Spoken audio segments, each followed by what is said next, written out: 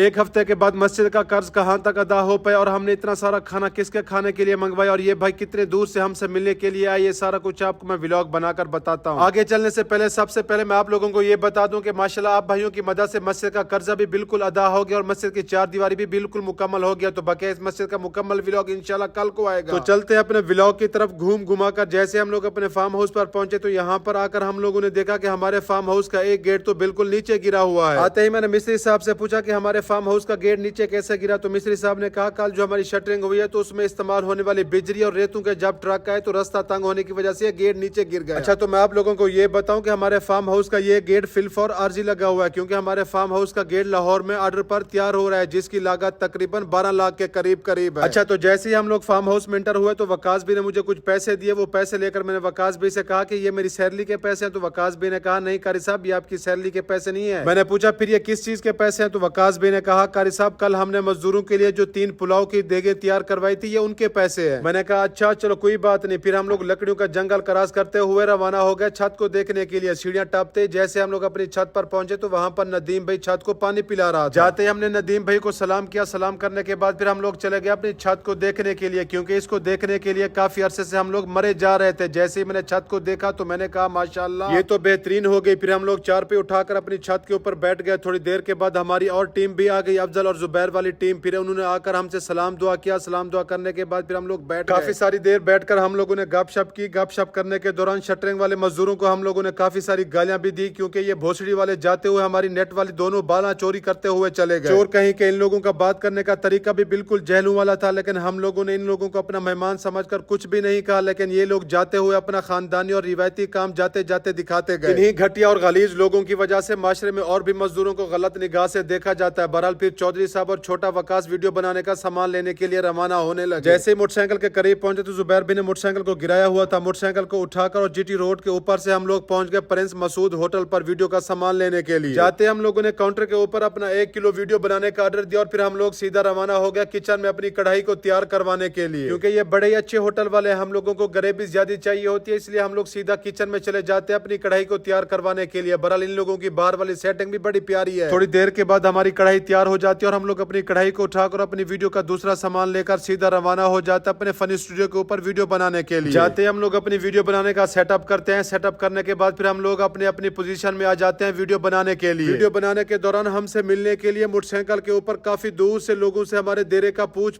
कर 2 भाई मिलने के लिए आ जाते हैं जिनमें से एक भाई का नाम बिलाल लिगारी है। तो मैंने इनसे पूछा कि आप कहाँ से आए हो। तो इन्होंने कहा हम लोग काफी सारी दूर यानी जिला लाडन और मौजा नूरा चौक से हम लोग स्पेशल आपसे मिलने के लिए आए हुए हैं। तो मैंने इनसे कहा कि इतनी दूर 2 किलोमीटर करने के बाद कौन मिलने के लिए आता है। तो आप भाई भी कमेंट्स करके जरूर बताना कि आप लोग कहाँ से मिलने के लिए आ रहे हैं।